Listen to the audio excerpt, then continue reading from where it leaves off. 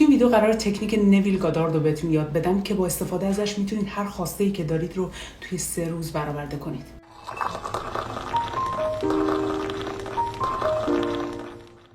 سلام دوستان عزیز، به کانال اسرار با مهسا خوش اومدید. قبل از اینکه بیام و این تکنیک رو برای شما توضیح بدم، تصمیم گرفتم اول خودم سعی کنم ازش استفاده کنم و ببینم جواب میده یا نه، و اگه جواب داد بیام و ویدیو راجبش بسازم و دقیقاً این کاری بود که انجام دادم. اولین چیزی که میخوام بهتون بگم اینه که نویل گادارد یک عارفی بوده که سال 1975 از دنیا رفته و خیلی شناخته شد با فرضیه‌اش به نام قانون اسامپشن لا اسامپشن یا قانون حدس و گمان یا قانون فرضیات میشه در واقع، که به این صورته که اگر شما فرض رو برای یک چیزی بذارید، اون چیز همونجور که فرض کردید اتفاق میفته.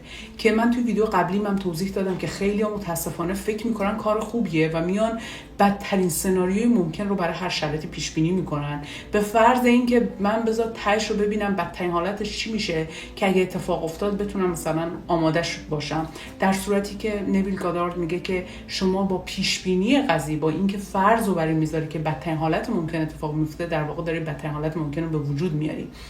و قانونی که میاد معرفی میکنه راجع به قانونی که حدس و گمانتون رو و فرضیتون رو بر این بذارید که همه چیز به بهترین حالت پیش میره.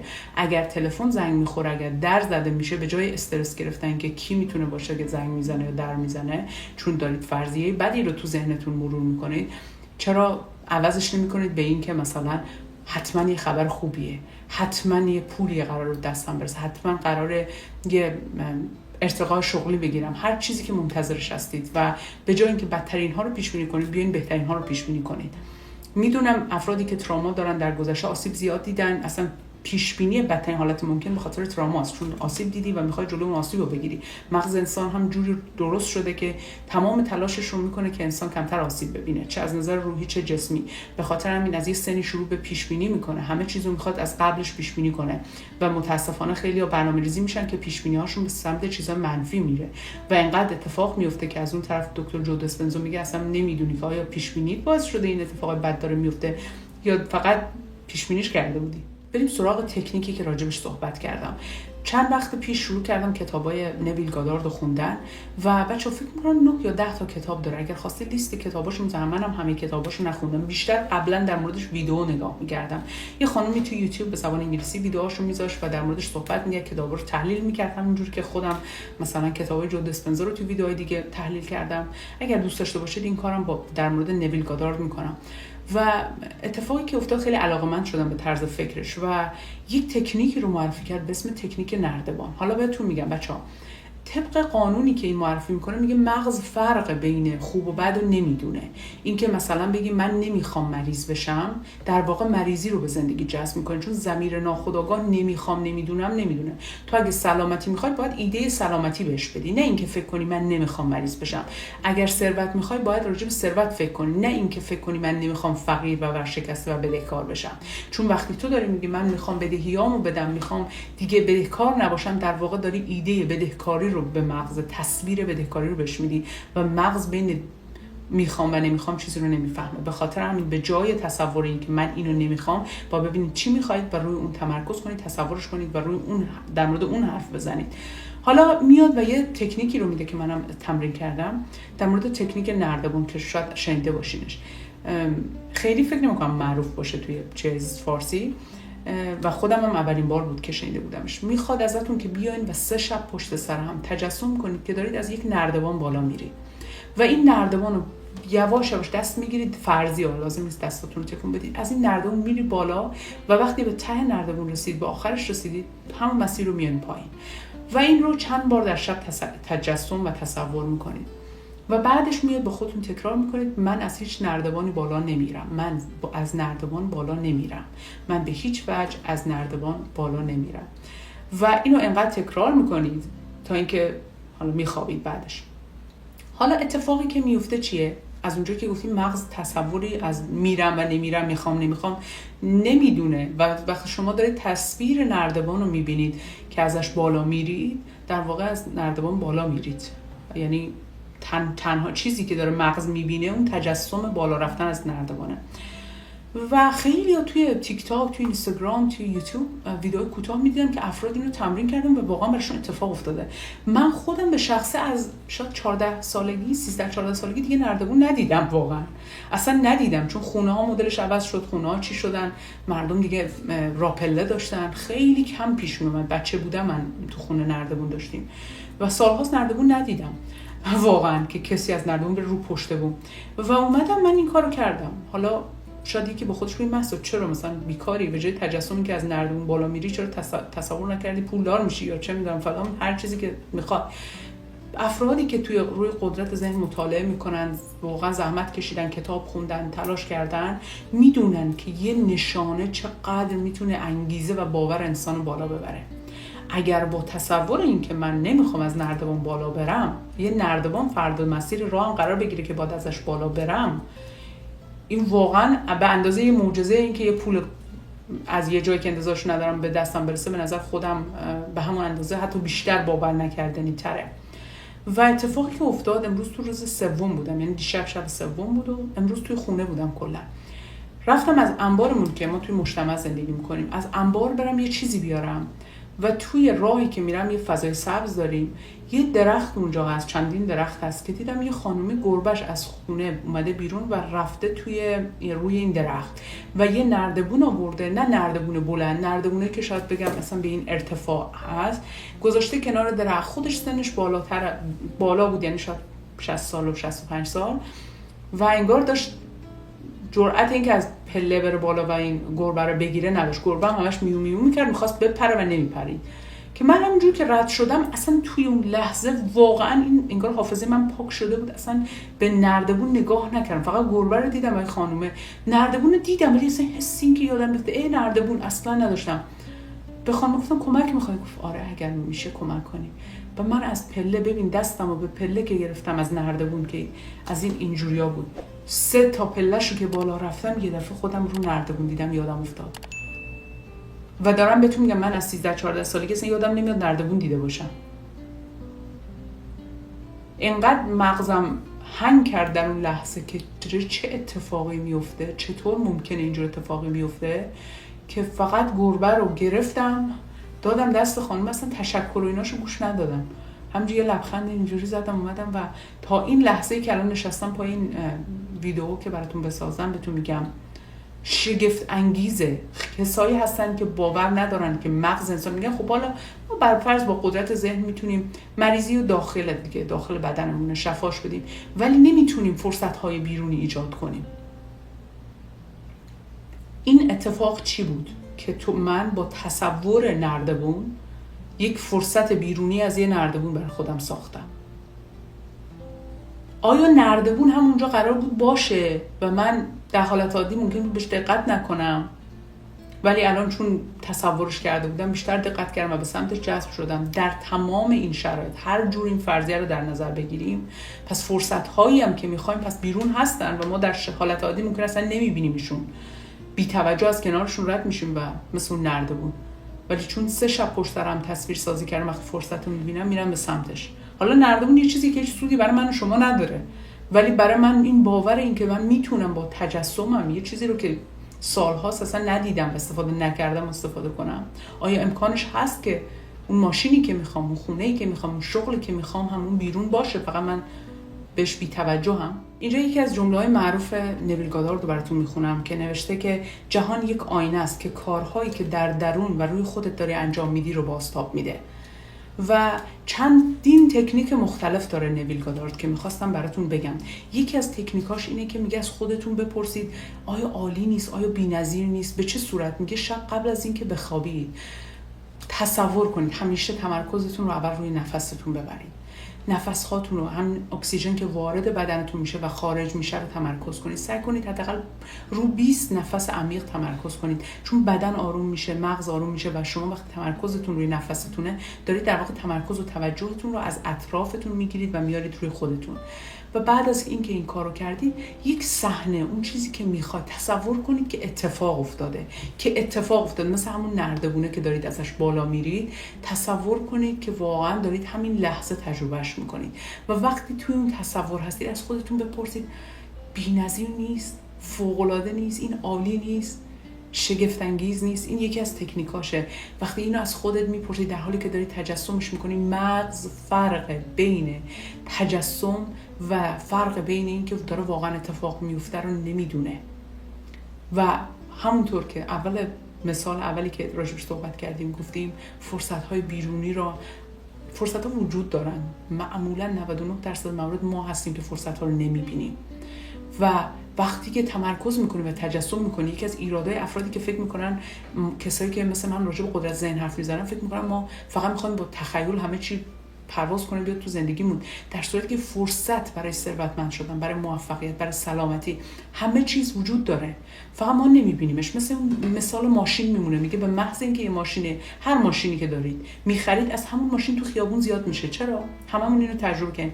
دلیلش اینه که قبل از اون تو صاحبش نبودی و بهش توجه نمی‌کردی، به خاطر همینجور رد می‌شد، اصلا نمی‌شمردی. الان که صاحب اون ماشین می‌بینی، همون ماشین از کنارت رد میشه.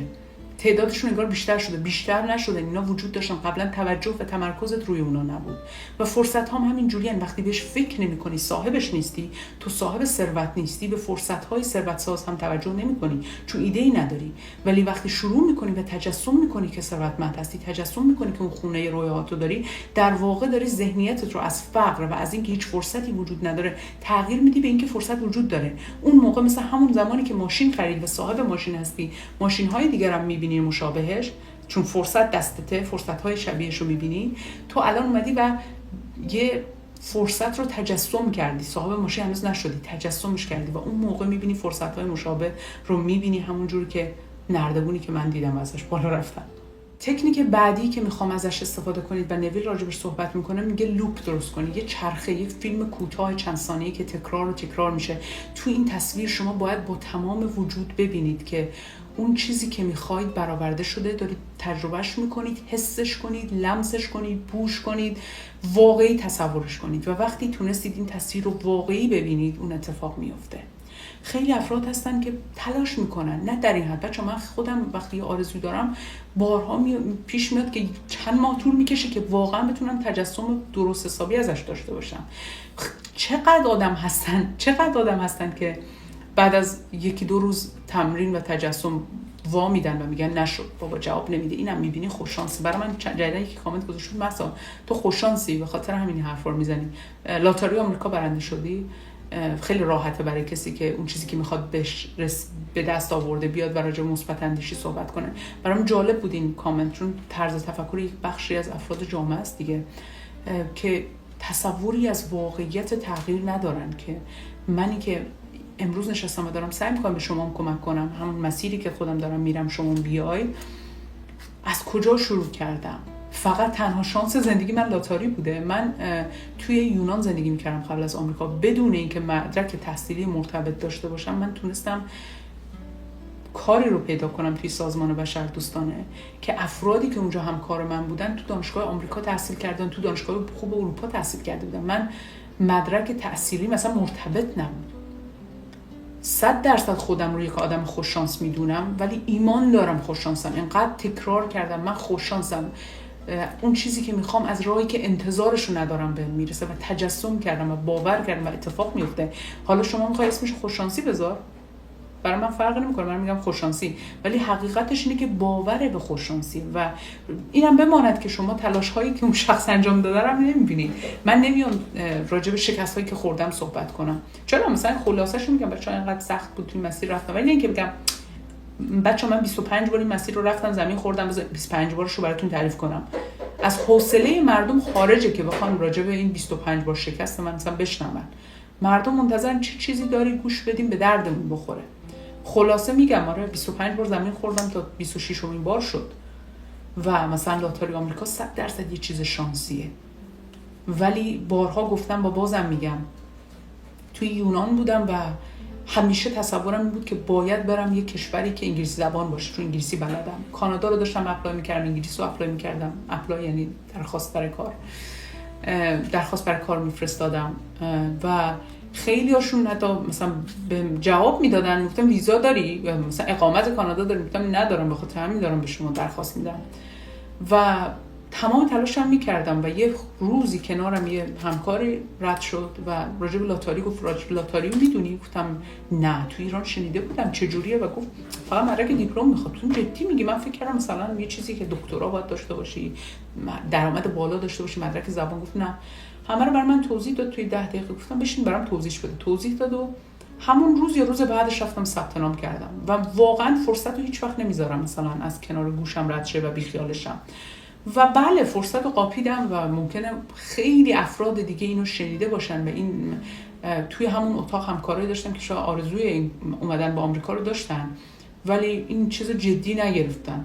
همینجوری من همون سال به یکی از نزدیکانم گفتم بیا ثبت نام کن، ما از این شانسا نداریم و اینجور اتفاقایی میفته. و دلیل این که من در اون لحظه گوش به زنگ بودم مثل همون جریان ماشینه که میگم وقتی یه ماشینی میخریم از اون ماشین زیاد میشه توی خیابون چون داریش بیشتر میبینی و وقتی چیزی رو تجسم میکنی از اون چیزی که تجسم شده فرصت‌های بیشتر مشابه تجسم تو خیابون توی بیرون از خودت میبینی.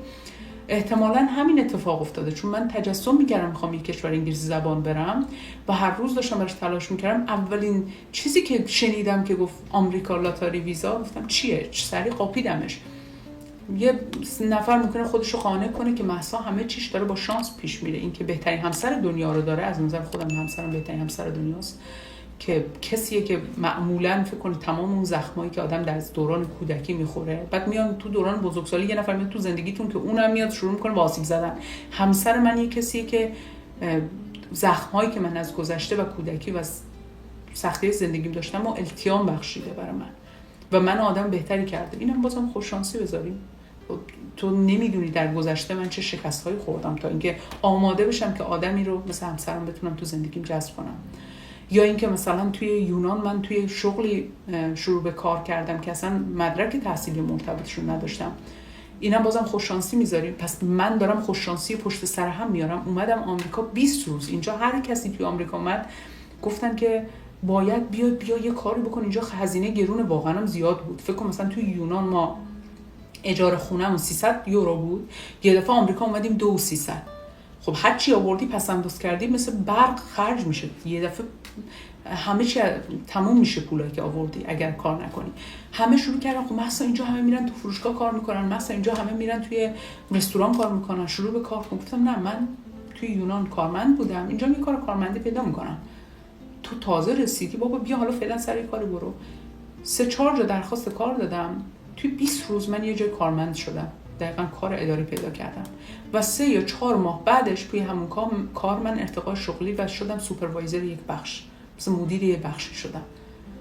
و اگر من اینا رو تعریف کنم خیلی سطحی، شما مراحل تلاش رو نمیدونی، مراحل تصویرسازی و تلاش هر دو با هم بوده. این طرف میگه خوش شانسه، ببین رفت آمریکا تو 20 روز کار پیدا کرد، تو 3 ماه هم بعد ارتقای شغلی بهش دادن. میدونی به خاطر همینه میگم، من باز میگم تلاش نقش خیلی مهمی داره، ولی اگر تصویری از چیزی که میخوای نداشته باشی، اگه نتونی تجسمش کنی، نمیتونی با تلاش هم به دستش بیاری. شخصی که تلاش بدون تجسم میکنه مثل اون کارگریه که داره زمین میکنه، مثل اونی که داره آجر میده بالا، داره تلاش میکنه ولی تجسمی از زندگی بهتر نداره. شما باید تجسم یک لول بالاتر از زندگی که الان دارید بتونید داشته باشید، در کنارش تلاش جواب میده. وگرنه بدون تجسم، بدون رویا، تلاش میگم مثل کارگر معدن میمونید که بقیه رو پولدار میکنه، طلا استخراج میکنه برای بقیه، نه برای خودتون.